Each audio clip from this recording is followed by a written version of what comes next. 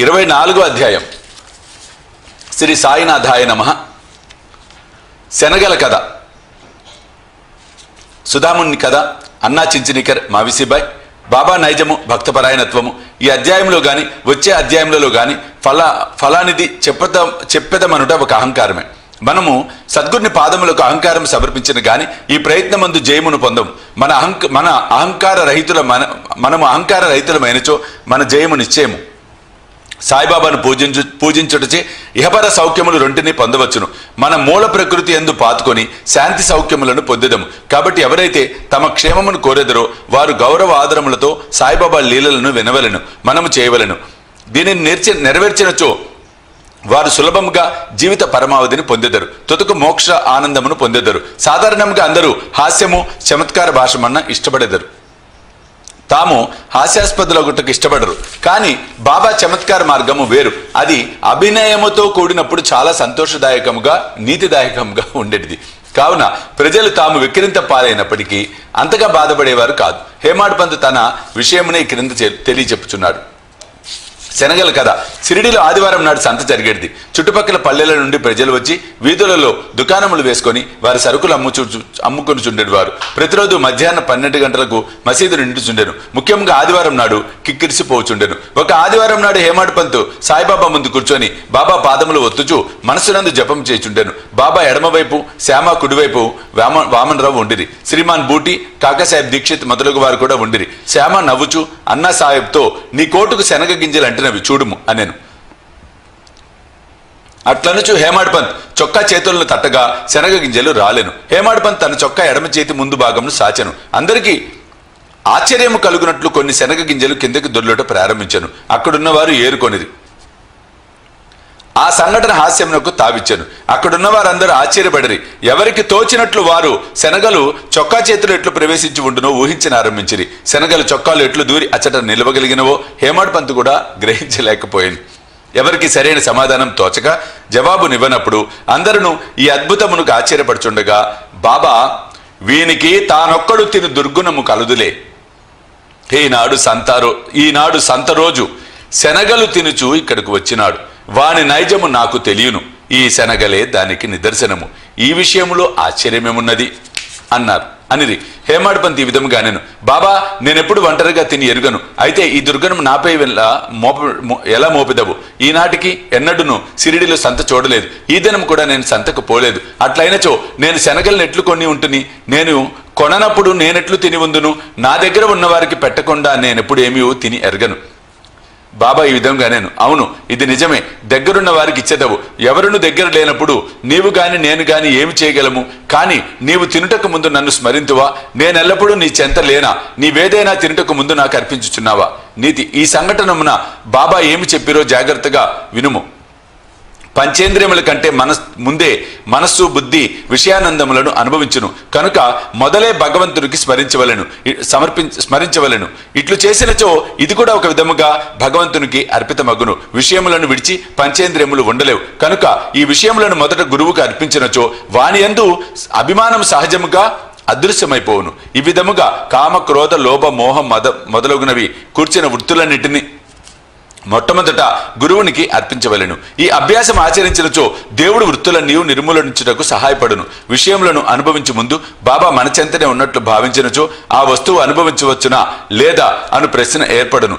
ఏది అనుభవించుటకు తగదో దానిని విడిచిపెట్టెదము. ఈ విధముగా మన దుర్గుణములన్నీ నిష్క్రమించును. మన శీలము చక్కబడును. గురువునందు ప్రేమ వృద్ధి పొందును. శుద్ధ జ్ఞానము మొలకెత్తును. ఈ జ్ఞానము వృద్ధి పొందినప్పుడు దేహబుద్ధి నశించి బుద్ధి చైతన్య గణమున లీనమగును. అప్పుడే మనకు ఆనందము, సంతృప్తి కలుగును.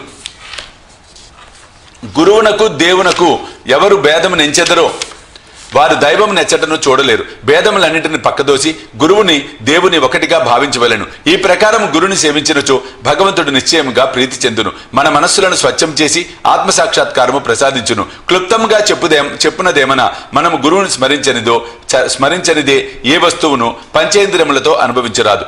మనస్సును ఈ విధముగా శిక్షించినచో మనమెల్లప్పుడూ బాబాను జ్ఞప్తి అందు ఉంచుకొనేదము.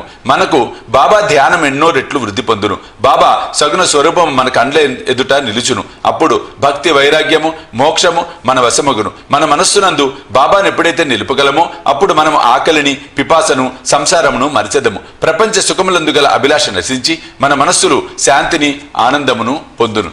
సుధాముని కథ పై కథ చెప్పుచున్నప్పుడే హేమాడ్ పంతుకు సుధాముని కథ జ్ఞప్తికి వచ్చాను. అందులో కూడా ఇదే స్థితి ఉన్నది కనుక దానిని ఇక్కడ చెప్పుచున్నాము. శ్రీకృష్ణుడు అతని అన్న బలరాముడు మరి ఒక సహపాఠి సుధాముడు గురువుకు సాందీపని ఆశ్రమంలో నివసించుచుండిరి. కృష్ణ బలరాములు అడవికి పోయి కట్టెలు తీసుకురమ్మని గురువు పంపాను. సాందీపుని భార్య సుధాముని కూడా అదే పని మీద ముగ్గురి కొరకు శనగలిచ్చి పంపాను. కృష్ణుడు సుధామునితో అడవిలో కలిసి దాదా నీళ్లు కావలను, నాకు దాహము వేయుచున్నది అనెను. సుధాముడు ఉత్తకడుపుతో నీరు త్రాగకూడదు కనుక కొంత తడవాగుట మంచిది అనెను. కాని తన వద్ద శనగలు ఉన్నవని కొంచెము తినుమని ఏమీ అనలేదు. శ్రీకృష్ణుడు అలసి ఉండుడిచే సుధాముడు తొడపై తల ఉంచి గుర్రు పెట్టుచూ నిద్రపోయాను. ఇది కనిపెట్టి సుధాముడు తన జేబులోని శనగలు తీసి తినుట ఆరంభించెను. హఠాత్తుగా కృష్ణుడు ఇట్లనెను, దాదా ఏమి తినుచుంటివి? ఎక్కడ నుంచి ఈ శబ్దము వచ్చుచున్నది? సుధాముడు ఇట్లనెను, తినుటకేమున్నది? నేను చలితో వణుకుచున్నాను, నా పండ్లు కటకటమనుచున్నవి, విష్ణు సహస్రనామమును కూడా సరిగ్గా ఉచ్చరించలేకున్నాను. ఇది విని సర్వజ్ఞుడు శ్రీకృష్ణుడు ఇట్లనెను, నేనొక స్వప్నమును గంటిని, అందులో ఇంకొకరి వస్తువులను తినుచుండెను. ఏమి తినుచుంటువని అడగగా ఏమున్నది తినుటకు మన్నా అనెను. అనగా తినుటకేమీ లేదని భావము. రెండోవాడు తదాస్తు అనెను. దాదా ఇది ఒక స్వప్నమే, నాకివ్వకుండా నువ్వేమి తినవని నాకు తెలియను. స్వప్న ప్రభావంచే నీవేమి తినుచుంటువని అడిగి తిని. శ్రీకృష్ణుడు సర్వజ్ఞుడని గాని అతని లీలలు గాని తెలిసి ఉన్నచో సుధాముడు అట్లు చేసి ఉండును. కాబట్టి అతను చేసిన దానిని తానే అనుభవించవలసి వచ్చాను. శ్రీకృష్ణుని ప్రియ స్నేహితుడు అయినప్పటికీ అతని ఉత్తర కాలమంతయు దారిద్ర్యముచే బాధపడిసి వచ్చాను. కొన్నాళ్ళకు భార్య కష్టం చేసి సంపాదించి ఇచ్చి పంపిన పిడికెడు అటుకులు సమర్పించగానే కృష్ణుడు సంతసించి ఒక బంగారు పట్టణమును అనుభవించుటకు ఇచ్చాను. ఎవరైతే దగ్గరున్న వారికి ఇవ్వకుండా తిను అలవాటు ఉండునో వారు దీనిని జ్ఞప్తి అందు ఉంచుకొనవలెను. శృతి కూడా దీనినే నొక్కి చెప్పుచున్నది. మొదట భగవంతునికి అర్పించి ఆ భుక్త శేషమునే మనము అనుభవించవలెను. బాబా కూడా దీనిని హాస్యరూపకముగా యుక్తితో బోధించెను. అన్నా చించనీకర్ మావిసీబాయ్ హేమాడ్ పంత్ ఇచ్చిన ఇంకొక హాస్య సంఘటన అందులో బాబా చేసిన మధ్యవర్తిత్వమును వర్ణించెను. దామోదర్ ఘనశ్యాం బాబరే ఉరఫ్ అన్నా చించనీకర్ అనే భక్తుడు ఒకడు కలడు. అతడు సరళుడు, మోటువాడు, ముక్కుసూటివాడు, ఎవరిని లక్ష్యపెట్టువాడు కాదు. ఉన్నదున్నట్లు చెప్పేవాడు, ఎప్పటికప్పుడే తేల్చేవాడు. బయట కఠినుని వలె హఠము చేయువాని వలె కనిపించినను వాడు హృదయము మంచిది, నక్కజిత్తుల వాడు కాదు. అందుచే బాబా వాణిని ప్రేమించుచుండెను. అందరూ సేవ చేయునట్లే ఇతడు కూడా మధ్యాహ్నము బాబా ఎడమ చేతిని తోముచుండెను. కుడివైపున ఒక ముసలి వితంతువు వేణుబాయ్ కౌజల్గి అనునామె ఉండెను. ఆమెను బాబా అమ్మ అని పిలిచేవారు, ఇతరులు మావిసిబాయి అని పిలిచేవారు. ఆమె కూడా బాబాను సేవించుచుండెను. ఈమెది స్వచ్ఛమైన హృదయం. ఆమె బాబా నడుమును మొలను వీపును తన 2 చేతులు వేళ్ళు అల్లి దానితో నొక్కుచుండెను. ఆమె దీనిని అతి తీవ్రంగా చేయుచుండెను. బాబా వీపు కడుపు కలిసిపోనట్లు కనిపించెను. ఇంకో పక్క అన్నా తోముచుండెను. మావిసిబాయి ముఖము కిందకు మీదకు అగుచుండెను. ఒక్కసారి ఆమె ముఖము అన్నా ముఖమునకు చాలా దగ్గరగా పోయెను. హాస్యమాడు నైజము కలది అగుటచే ఆమె, ఓహో అన్నా చెడ్డవాడు, నన్ను ముద్దు పెట్టుకున్నట్టుకు ప్రయత్నించుచున్నాడు. ఇంత ముసలివాడైనప్పటికీ నన్ను ముద్దు పెట్టుకున్నట్టుకు సిగ్గులేదా అని నేను అంటే ఇక్కడ ఆ చమత్కారాలు. ఆ తండ్రి సరదాగా అందరితో ఉండేవాడు, ఆనందంగా గడిపేవాడు. తను ఒక భగవత్ అవతారమో గురువనో భేషజాలు ఏమి చూపించలే బాబా. చూడండి కథలన్నీ వింటుంటే ప్రత్యక్షంగా అవన్నీ కనుల ముందు ఆవిష్కృతం అవుతున్నట్టు అనిపిస్తూ ఉంటుంది చదివిన ప్రతిసారి నాకు. కాబట్టి కథ చూడండి. ఆమె అలా అనగానే అన్నాకు కోపం వచ్చాను. చొక్కా చేతులు పైకెత్తి అతడు ఇట్లనెను, నేను ముసలివాడను, దుర్మార్గుడను అనుచున్నావా? నేను వెర్రివాడనా? నీవే కలహమునకు కాలు దూచున్నావు. అక్కడున్న వారందరూ ఈ ముసలివాడు కలహమును చూచి నవ్వుకొని చుండిరి. బాబా ఇద్దరిని సమానముగా ప్రేమించేవారు కనుక ఇద్దరిని ఓదార్చవలను అని ఈ క్రింది విధముగా అనెను. బాబా ప్రేమతో, ఓ అన్నా, ఎందుకు అనవసరముగా గోల చేయుచున్నావు? తల్లిని ముద్దు పెట్టుకొనినచో దానిలో ఔచిత్యమేమని అనెను. బాబా మాటలు విని ఇద్దరు సంతృష్టి చెందిరి. అందరూ సరదాగా నవ్విరి. బాబా చమత్కారమునకు హృదయానంద భరితులైరి. బాబా నైజము భక్తపరాయణత్వము. బాబా తన భక్తులకు వారి వారి ఇష్టానుసారము సేవ చేయుటకు అనుమతించుచుండెను. దానిలో ఇతరులు జోక్యం కలుగు చేసుకున్నట్టు బాబాకి ఇష్టం లేదు. ఒక ఉదాహరణను ఇచ్చేదను. ఈ మావిసాబాయి ఇంకొకప్పుడు బాబా పొత్తు కడుపును తోముచుండెను. ఆమె ప్రయోగించు బలమును చూసి ఇతర భక్తులు ఆతురపడిరి. వారి ఇట్లనిరి, అమ్మా కొంచెం మెల్లగా తోమము, బాబా కడుపులోని ప్రేవులు నరములు తెగిపోగలవు. ఇట్లా అనగానే బాబా వెంటనే లేచి కోపముతో సటకాను నేలపై కొట్టెను. వారి కండ్లు నిప్పు కణముల వలె ఎర్రగా అయ్యను. బాబాను చూచుటకు ఎవరికీ ధైర్యం లేకుండెను. బాబా సటకా చివరను 2 చేతులతో పట్టుకొని పొత్తు కడుపులోకి గుచ్చుకొనెను.